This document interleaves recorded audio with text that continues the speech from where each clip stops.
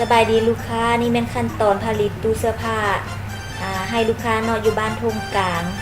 เมืองศรีสัตนานครหลวงเวียงจันทร์ตัวนี้ลูกค้าเพิ่นสั่งแม่นขนาดความสูงของตู้เสื้อผ้าเนาะสูง2.40 เมตรกว้าง1.89 เมตรเลิกแม่น60 เซนเนาะบริษัทของพวกเราเป็นบริษัทผลิตตู้เสื้อผ้าและเคาน์เตอร์หับต้อนสุดครัวทั่วไปราคาบ่แพงขนาดมันขึ้นกับความต้องการของลูกค้าพวกเราสำรวจออกแบบให้ลูกค้าฟรีถ้าท่านใดสนใจอยากได้ตู้เสื้อผ้าหรือสุดครัวสามารถปรึกษากับทีมงานของพวกเราได้ปั่นหมอดินและหมอให้ปั่นหมอดินและหมอให้